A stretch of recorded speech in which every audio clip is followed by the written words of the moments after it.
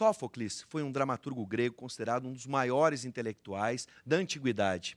Ele produziu aproximadamente 120 peças, entre elas Édipo Rei e Antígona. A história de Édipo foi tema até de novela da Rede Globo, isso para quem lembra, né? Sem saber, Édipo mata seu pai e se casa com sua mãe Jocasta. O resultado dessa união são 4 filhos, 2 homens e 2 mulheres. Ismênia e Antígona. A tragédia de Antígona começa quando ela quer enterrar o seu irmão Polinice, morto em um confronto com soldados do rei. A gente conversa agora sobre esse assunto no quadro Direito em Pauta de hoje. Pode rodar a vinheta.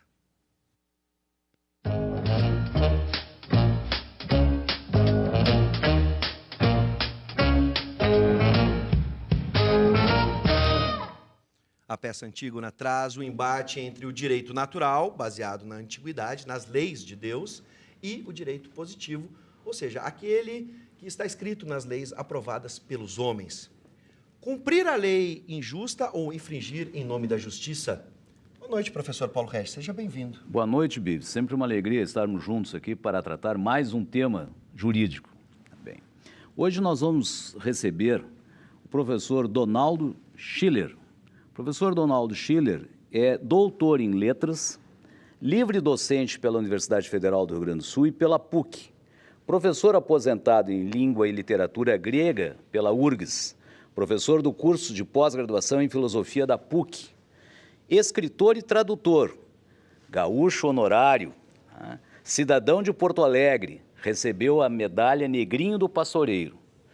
Recebemos também o professor Ítalo Nunes Ogliari, mestre e doutor pela PUC, escritor e coordenador do curso de Letras, Inglês e Literaturas da Língua Inglesa da nossa universidade, UBRA, no campus de Canoas. E como sempre, Bives, o nosso professor Jorge Trindade, que, entre outras disciplinas, leciona Psicologia Jurídica no curso de Direito do campus Canoas. Sejam bem-vindos, professores. Uma honra recebê-los. Vamos começar com o nosso convidado especial, o professor Schiller. O senhor participou da tradução da obra Antígona. Como foi esse trabalho e como ter feito parte dele, como foi ter feito parte da tradução desse livro, que ainda é tema de discussão no estudo das letras e também do direito, professor? Na verdade, foi uma exigência. A maior parte das coisas que eu faço é que alguém pede. A editora pediu. E os editores são muito sensíveis. Esse livro em packet pela LPM já vendeu cerca de mais de 50 mil exemplares. Isso é uma enormidade no Brasil, porque no Brasil você publica um livro, vende 3 mil, já é uma grande coisa. Pois esse vendeu 50 mil. Um dos motivos é o tema. É o problema, efetivamente, é um problema feminino. E esse problema feminino ele estava em discussão no quinto século antes de Cristo, muito importante. Sófocles foi um deles, outro foi Platão. Platão dizia que a mulher devia ter a mesma formação que o homem e que devia participar, inclusive, de exercícios militares, de modo que a questão feminina estava em discussão. Um comediógrafo muito importante foi Aristófanes. Aristófanes entendia, ele escreveu comédias em que ele fazia com que as mulheres faziam parte da Assembleia Pública. Quer dizer que são coisas que estavam completamente fora de toda a situação concreta. Mas esse pensamento de que a humanidade poderia ser diferente, era isso que estava em discussão, e isso que faz a atualidade de um desses textos, que é Antígona. Perfeito, professor. Uma lei justa e uma situação de lei injusta. Uma situação em que eu tenho que cumprir uma tradição, uma divindade, um culto à divindade, e uma situação que se projeta na vida de hoje, o justo e o injusto. Como é que o senhor enxerga, professor Schiller, a vida de hoje, com essa projeção, ou seja, desde o teatro grego, será que nós não estamos vivendo um novo teatro grego na atualidade? Sim, de fato nós somos uma invenção na Grécia. O tribunal é uma invenção grega, o teatro é uma invenção grega, a retórica se desenvolveu na Grécia, de modo que a Grécia está presente em setores em que nós não imaginamos que ela estivesse presente. A questão da justiça foi a outra questão em discussão. Platão discute a questão da justiça numa obra na República de Platão, que é uma das obras fundamentais também. Pois bem, agora veja o que se dá em Atenas, é o problema da democracia. A democracia já não estava fundamentada num direito natural. Desde os sofistas, a democracia se funda sobre o discurso. Sem discurso, não há democracia, nem na antiguidade, nem hoje, com méritos e deméritos. O que era temido na Grécia era o advento de um governo totalitário, de um governo ditatorial, representado pela figura central de Antígona, que é Creonte. Na verdade, Creonte é um ditador. Ele esmaga todas as vozes masculinas. E a revolta vem de um lugar onde não se espera, da mulher. Quer dizer que esse é o problema da discussão da mulher. Qual é a importância da mulher dentro da comunidade? Quando a mulher não exercia atividade pública, a novidade de Sófocles é colocar efetivamente a mulher dentro da atividade pública, na falência de toda a autoridade masculina. E aí começa a situação da justiça. É justo segregar quem quer que seja. É justo segregar a mulher. Era outra coisa que estava em discussão. E é por isso até mesmo que a gente questiona, professor Schiller, se é possível afirmarmos que Antígona representa uma ideologia embrionária do que hoje e antigamente, mas especialmente hoje, a gente fala sobre direitos humanos. Sim, perfeito. Não só direitos humanos, mas também o direito do indivíduo. Quer dizer que deve-se fazer... Há autores que fazem diferença. O direito humano é uma questão abstrata, mas o direito do indivíduo. A Antígona não estava interessada em direito humano porque esse conceito não existia. Sim. Pois bem, mas ela age como indivíduo. Ela diz, eu tenho o dever e, portanto, o direito de prestar homenagem fúnebre ao meu irmão. Diga o ditador o que disser. Quer dizer que é a afirmação de um direito individual, inclusive também uma posição democrática, o valor do indivíduo, não é? Professor Ítalo, como é que nós podemos transpor Antígona para o mundo de hoje, em razão dessas orientações recebidas pelo professor Schiller? Bom, em primeiro lugar, obrigado pelo convite. Quando eu penso na Antígona, e eu aproveito este momento para, inclusive, perguntar para o professor Donaldo, né, transpor para os dias de hoje. A Antígona e as obras e as tragédias gregas, e assim Aristóteles trabalhou com elas, né, ao estudá-las, tinham um impacto, um efeito social, elas tinham um propósito social muito grande. Né? Elas tinham, assim como nós temos a TV hoje, assim como nós temos a mídia toda hoje, né? A tragédia grega, ela possuía uma função social muito grande. Uma obra dessa que tem que discute, né, essa questão de justiça, do direito, né, dessa individualidade, né, provavelmente teve, na sua época, um grande impacto, né, um grande efeito. E eu gostaria, inclusive, de saber do professor como é que funcionava, qual é o impacto de uma obra como essa na Grécia Antiga, qual o efeito que ela causava, para quem ela causava esse efeito, professor? É uma pergunta excelente, e aí a gente reflete sobre a questão do teatro. O teatro é uma instituição pública. No teatro se discutiam problemas públicos, isto num Estado democrático. E as mulheres frequentavam teatro, professor? Pois bem, não frequentavam, esse é o caso. Sim, mas mesmo não frequentando, há teatros para 10 mil espectadores. Masculinos? Sim, mas é um estádio de futebol? Sim. Sim, ainda. Quem é que frequenta estádio de futebol? São homens, algumas mulheres, mas enfim... Mudou um pouquinho. Mudou um pouquinho. Predominantemente são homens. São homens. Inclusive, as torcidas organizadas eliminam as mulheres. O negócio é um negócio de violência, não é?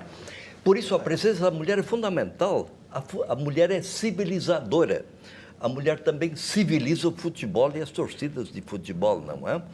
Agora, veja o seguinte, aí tem que se fazer uma diferença entre o direito e a realidade cotidiana.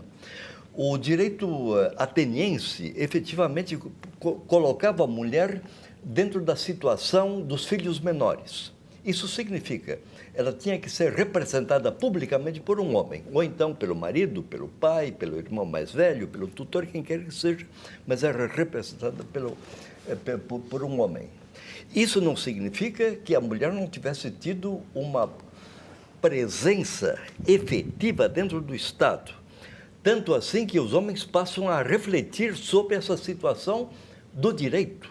Quer dizer que é uma situação de contestação. Poderia-se dizer na época, se dizia que é uma situação puramente idealista. Pois bem, mas essa ideia, mesmo que leve 2000 anos, ela se impôs. Quer dizer que a mulher começa a nascer, digamos, 500 anos antes de Cristo, na cidade de Atenas. É o primeiro lugar em que se discute o problema feminino. Ainda assim, professor Jorge Trindade, que vai tomar a palavra agora, já trago um questionamento para o senhor também nas suas reflexões sempre muito oportunas. A gente vê, por exemplo, na vida pública, a presença da mulher dentro das instituições políticas, especialmente na política, ainda a presença é pequena e a participação é pequena. Complementar a posição, dizendo que hoje, no mundo jurídico, há uma predominância, inclusive na magistratura, Ministério Público. Né? Verdade. Antes de eu fazer uma pergunta direta ao professor Donaldo Schiller, de quem eu tenho muita honra, que foi meu professor e sempre será o meu professor, eu queria lembrar que sexta-feira passada, o professor Donaldo Schiller lançou mais uma obra, né, esta vez com o título Joyce era louco, um ponto de interrogação.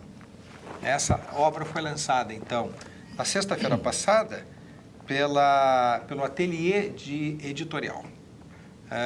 Recomendo a todos, fica aqui uma sugestão de leitura de mais uma das belas obras do professor Donaldo. E que são muitas. Que são muitas. Verdade. Mais uma. Eu provocaria um pouco o professor Donaldo dizendo isto. Primeiro, Antígona e as obras de Sófocles são hoje, são obras de sempre, é uma obra de atualidade hoje. Posso dizer que isso aqui é de 2000 anos e é de hoje, de 2017? Veja o seguinte, existe uma situação diferente a cada época, mas existem ideias que devem ser revistas de tempo em tempo.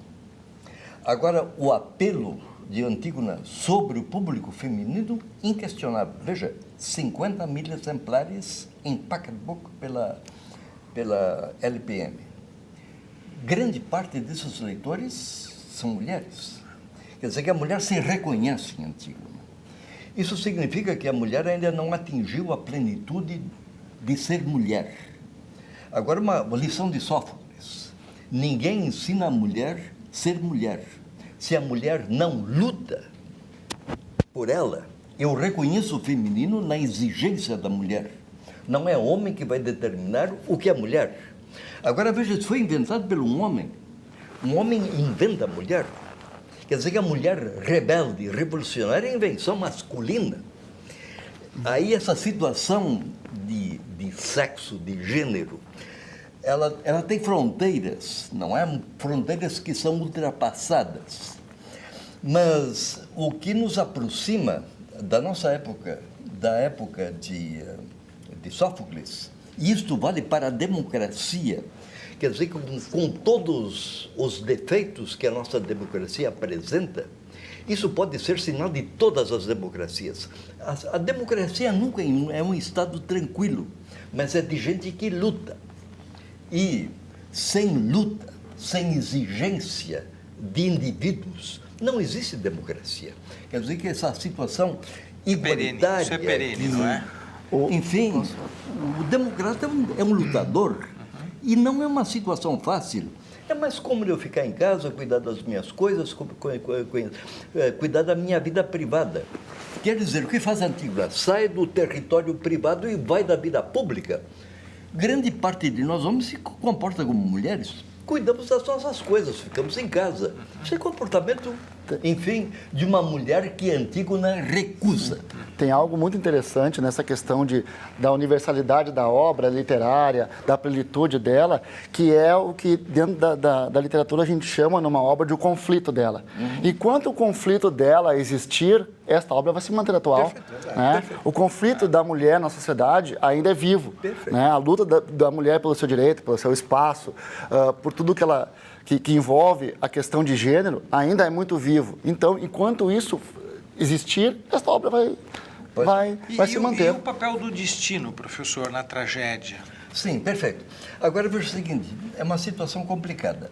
Agora veja, destino existe na antiguidade como hoje. Eu não pedi para ser brasileiro, eu não pedi para falar português, eu não pedi para ler o que eu li. Quando eu passava para a escola, o professor me mandava ler. Isso é destino. Quer dizer que, enfim, agora veja o seguinte, ou eu me submeto a esse destino, ou eu protesto contra ele. A Antígona tinha uma formação como eu tinha. Isso na antiguidade se dizia como destino. Ela luta contra todas as suas adversidades. Era de uma família, enfim, contaminada, da família de Édipo. Ela luta contra essa situação. Ela nasceu nas piores condições, porque era uma filha incestuosa. Agora, veja, não é uma heroína, não é uma nobre. É efetivamente uma pessoa sacrificada desde a nascença. E justamente ali, de um lugar onde não se espera, aparece a rebelião. Quer dizer que nós não temos que nos queixar das nossas situações adversas. Se as coisas são ruins, é porque eu sou ruim.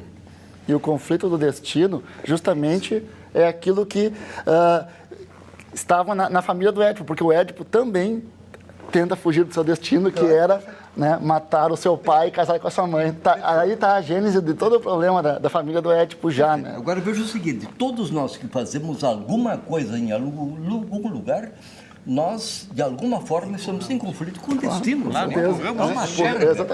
Mas os fatos, normalmente, eles estão sempre em constante repetição. Muda o século, mas Sim. os fatos se repetem. Sim. Então, exatamente esse quadro, né, essa insatisfação que ela demonstrou ao ditador, aquele que comandava a cidade na época, Sim. hoje esse conflito entre o direito natural, né, e o direito positivado, nós estamos vivendo hoje. Sim, há poucos dias, o ministro do Supremo Tribunal Federal, que exerce a condição de vice-presidente na corte do eleitoral, acabava de se manifestar, dizendo que houve sim uma manifestação técnica. Entretanto, talvez ela não seja a melhor. No entendimento dele, ela não era a melhor decisão. Precisava haver um pacto naquele momento, era necessário. O ministro Luiz Fux, foi ele que disse isso. Pois é. E aí fica a questão final, para a gente encerrar nossa conversa. Infelizmente o tempo está acabando, mas uma discussão contemporânea hoje. Né? É admissível que os juízes se limitem a julgar apenas o que está no papel, o que está na lei, ou possam tomar uma outra decisão a partir de outros elementos? A lei é simplesmente... eu devo estar sempre julgando a letra fria da lei. Exato. Ou eu posso trazer toda uma visão, um conhecimento para aquela decisão? Pois é. Enfim, se não fosse assim, o melhor juiz seria o computador, não? Você bota todas as informações lá dentro. Seria um autômato, né? Aperta no botão. Claro, perfeito. Aí não tem... Faz por produção. Claro, perfeito. Enfim, existem milhares de processos há anos nos tribunais. Bota o computador lá dentro, em 24 horas você resolve tudo, não é? Verdade. Bom, eu quero agradecer, estou encantado, tivemos uma brilhante aula. Professor Donaldo, seja sempre bem-vindo. Professor Ítalo é da casa, está em casa, por isso é sempre bem-vindo também. Professor Jorge Trindade, professor Paulo Regis. Queremos agradecer também. Até o nosso próximo encontro. Claro, né? até o próximo. E já fica um convite para a gente, sim. olha, falar sobre tragédias gregas, enfim, sobre é a interessante história que grega. o nosso telespectador É sempre contemporâneo. fique atento a isso. Veja, a tragédia grega se reflete no mundo de hoje. Verdade. Sejam sempre bem-vindos. Muito obrigado, professores.